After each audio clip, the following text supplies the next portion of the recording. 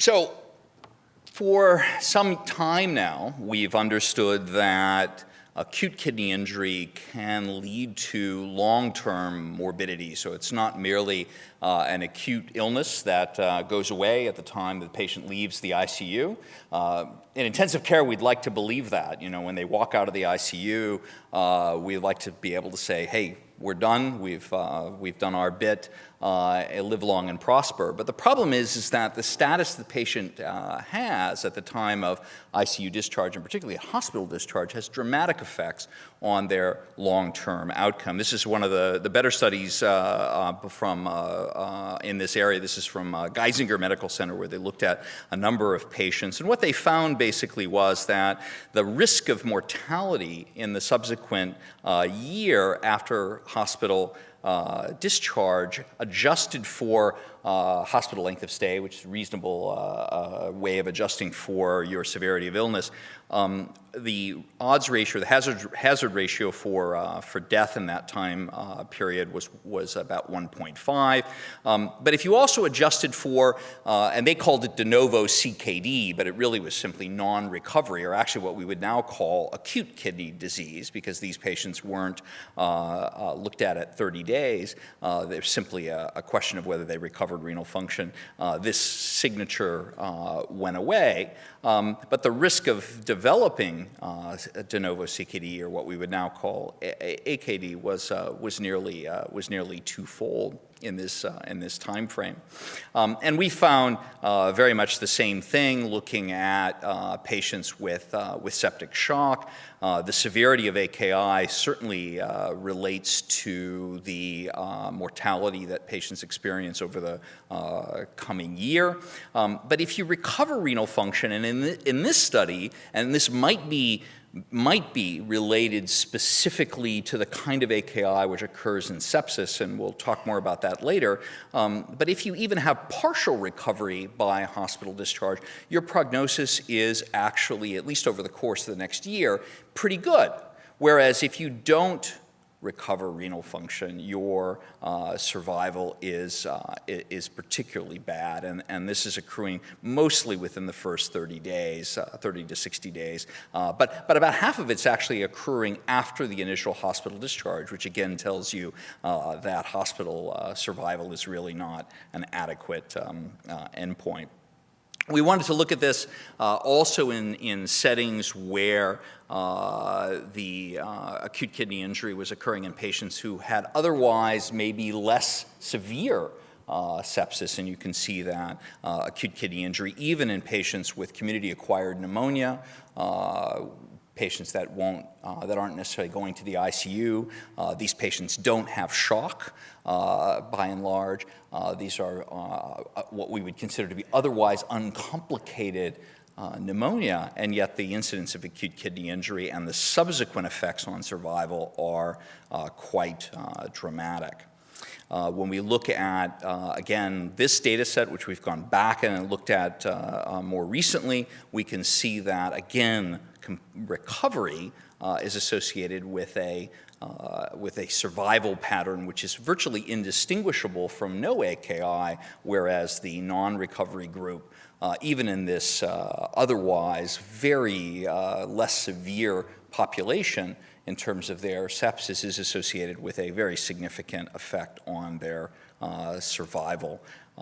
Now, Claudio showed you this slide from his editorial in the Blue Journal, and you can see that you can make this even a lot more complicated if you understand that there's the clinical effects that you can see. There's the clinical phenotype, if you will, but there's also a subclinical phenotype, meaning that despite the fact that creatinine may have returned to normal, there may be a loss of nephron mass, and there may be a decrease in renal reserve. And then there's also the trajectory, how you get there. Are patients that have late resolution of their kidney injury after a much longer course the same as patients that have a more rapid return of renal function? And we looked at this in a very large data set, and we began with this sort of conceptual model of, if you will, acute kidney disease and recovery. And what we basically looked at was this 7-day window that Mink talked about with regard to acute kidney injury. We looked at whether you reversed in that period of time, and so by definition, if you don't reverse, return to baseline renal function in 7 days, we call that acute kidney disease. But we also recognize that there are some vagaries of this, right? Because we don't know when the acute kidney injury episode actually occurred.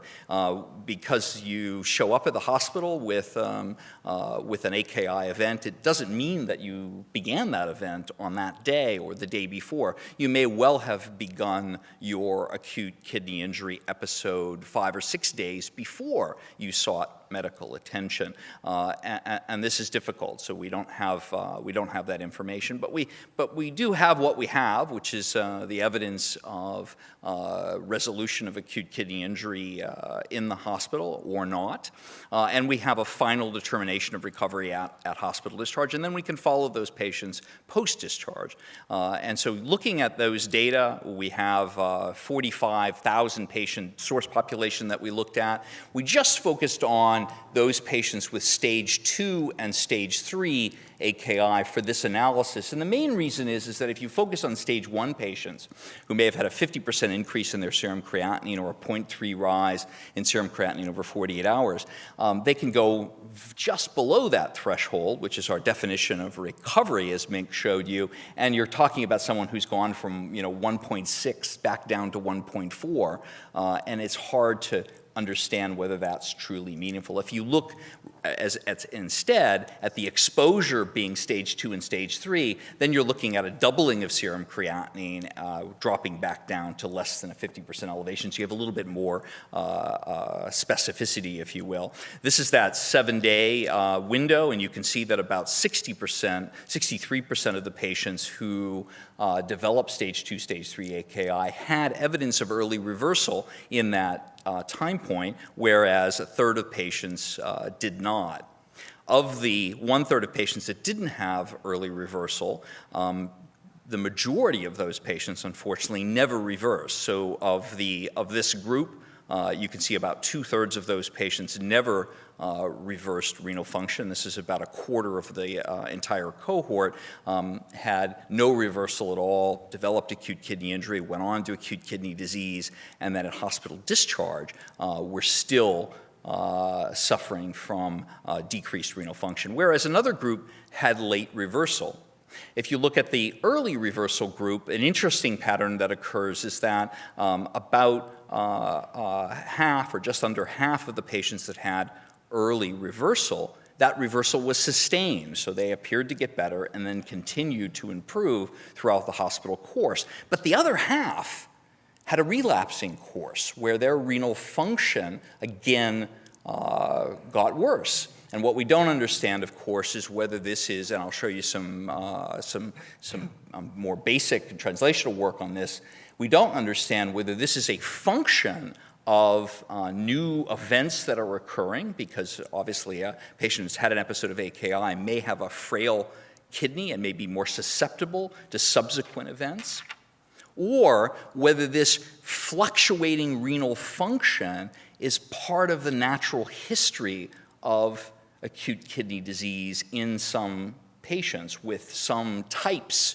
as Ronaldo was telling you, lumping all of acute kidney injury together, as we've done in this study, is very arbitrary. Certainly, the type of acute kidney injury that you have might well influence, and I'll show you some evidence of that in a minute, might well influence the kind of pattern that you have. But this relapsing course was really quite interesting, because if you combine these two groups, the relapsing patients who don't recover and the relapsing patients that do recover, you see this is actually the most common phenotype after acute kidney injury. It's more common than early sustained reversal. It's more common than non-reversal. So this relapsing, stuttering course of acute kidney injury is actually the most common altogether. And of these different patterns, these different phenotypes, have very dramatic influence on survival. So you can see that if you have early sustained reversal, which was about 25% of the cohort, they're alive at hospital at 1 day after hospital discharge. About 90% of these patients are alive. Whereas if you go clear over here to the patients who never reverse, their mortality is 60% at 1 year. And you can see that even patients that had late sustained reversal, they have a much better prognosis than the patients that don't reverse, but much worse than those patients that have early sustained reversal, again suggesting that these different phenotypes are associated with very significant differences in the epidemiology for these patients. And you can see it graphically illustrated here. This is adjusting by age, so that's not a confounder. And you can see that those patients that don't recover, whether or not they never recovered or they had a relapse that led to non-recovery, are clearly the worst group. The early group is the the best group is the early sustained recovery group. But even these groups here who've had either a stuttering course and then recovered or had a late sustained recovery, their survival is much better than these groups, but not as good as the early sustained reversal.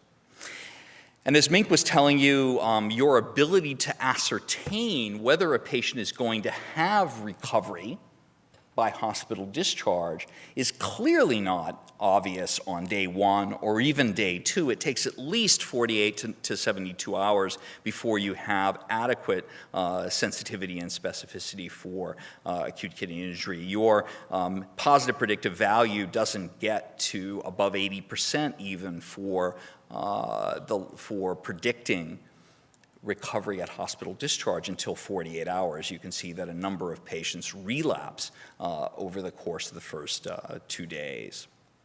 And in terms of predictors of, and this slide is set up as predictors of non-recovery, so the higher the odds ratio, the worse you do. Obviously, older age is associated with non-recovery. Underlying severity of illness is associated with non-recovery. Surgical patients recover better on average than non-surgical patients. And of course, most of this is the difference between hospital-acquired acute kidney injury, which has a better prognosis in terms of recovery, than community-acquired acute kidney injury. Some of this might be because the community-acquired AKI is occurring essentially outside of medical observation and there's no ability to intervene, whereas hospital-acquired AKI is likely to be scrutinized, identified, and perhaps treated. In terms of the sustained the stuttering course, this relapse versus early sustained recovery, there are predictors of that as well. For example, patients that have cardiac disease or suspected sepsis are much more likely to have a stuttering course of acute kidney injury than patients that have other conditions. In terms of what this means at the translational level, is this again because you have a stuttering course because you get new exposures? There's some evidence in support of that. But there's also evidence experimentally that the phenotype is actually part of the natural expression of this disease. And so this is evidence in an animal model of septic AKI. These are resuscitated animals, so they don't develop hypotension. They're not on vasopressors, but they're given adequate amounts of fluid. And they develop evidence of acute kidney injury clinically by about slightly before 24 hours, but there's already evidence of acute kidney injury by biomarkers. This is TIMP2 and IGF-BP7, and yet they don't have any functional decline at that point, and yet they clearly have evidence of acute kidney injury. There's profound metabolic changes which are occurring as ahead of the creatinine increase. So as early as 8 hours after cecal ligation and puncture in an animal model, you can see a profound reduction in ATP in the renal tubule cells, particularly the proximal tubule cells in the kidney, and yet there's no change at all in measurable creatinine. Of course, it takes a good 24 hours or at least 18 hours before the creatinine catches up. But this early change is entirely subclinical, and it has associated with no evidence of damage on biopsy. So these are totally normal-looking kidneys at 8 hours, and yet their functional decline is obvious by changes in ATP, and then the creatinine catches up to that over the course of the next 8 hours. Now, if this is what's happening at 8 hours, and then the creatinine is seen at 24 hours, there's no damage that we can identify in the tissue. When there's return of renal function, is it really true that this patient has recovered renal function, or is it simply the case that the nephron mass that's able to recover function is now taking over for the damaged parts of the kidney? And we have some evidence for that experimentally. Again, you can do things with animal models of septic AKI. For example, you can grade the injury by doing 1 puncture, 2 punctures, or 3 punctures in the cecum and having a more severe kidney injury. And we have evidence of that by 48 hours. And yet, the creatinine has returned to normal at 48 hours in these animals, and yet they're already beginning to have evidence of fibrosis, and at 1 week, we can clearly see evidence of that. So, and you have this pattern where you've returned to normal renal function. Does that mean that you've resolved the injury? And the answer clearly is no. It may not mean that you've resolved the injury. It may mean that you've returned enough function because you've recovered from that acute event, in the sense that you're able to then increase function in the remaining uninjured nephron mass, but you're ultimately set up for a significant problem in terms of kidney damage in the area of fibrosis. And you can look at fibrosis markers as well and see that they're already increased as early as 24 to 48 hours after the acute kidney injury, despite the fact, again, that creatinine has returned to normal. Now, of course, there's more to it than that, because there is evidence that things that we do seem to matter. We mentioned Alex Zarbach's study earlier, and evidence that responding to a biomarker signature and resuscitating patients and managing their hemodynamics better and adjusting their medications will have an effect. This is a less dramatic example of that. By simply telling doctors that patients have evidence of acute kidney injury because there's a change from their baseline serum creatinine. So this is an alert that we put into the EMR, the electronic medical record in Pittsburgh, back in 2013, and we looked at the year prior to the alert and 2 years after the alert, and we did this across all of the hospitals within our medical center system, and so we looked at 500,000 patients, 500,000 patients. This is obviously not just ICU, this is across all of the medical system. And you can see that there is a delta, there's a change in the rate of acute kidney injury from the pre-alert period to the post-alert period that amounts to almost a 1% decrease in mortality in this population. And when you adjust for baseline covariates, you see that this effect is even more significant, but only in the acute kidney injury group. There's no change in mortality in the patients that don't have acute kidney injury. When we look at what clinicians do in this setting, they do attend to medications that patients are on. They do attend to reducing subsequent contrast exposure. They do attend to differences. We were hoping that they would consult critical care and nephrology more. It turns out that they actually don't, and we can discuss whether or not that's good or bad. But there is a decrease in mortality and length of stay as a result of the intervention. So, in conclusion, recovery following acute kidney injury may proceed differently in different patients after different forms of injury. About 60% of patients with moderate to severe AKI, stage 2 or stage 3, recover by hospital discharge with dramatic effects on long-term survival. One-year mortality is threefold higher if you don't recover renal function by hospital discharge. About 25%, a quarter of patients that have early sustained reversal by creatinine, while another 25% have no reversal. The remaining 50% have a stuttering or fluctuating course in their acute kidney injury. There is evidence now of cellular and molecular signatures being different in different phenotypes, but the overall effect this has in humans is entirely unknown. And with that, I thank you for your attention.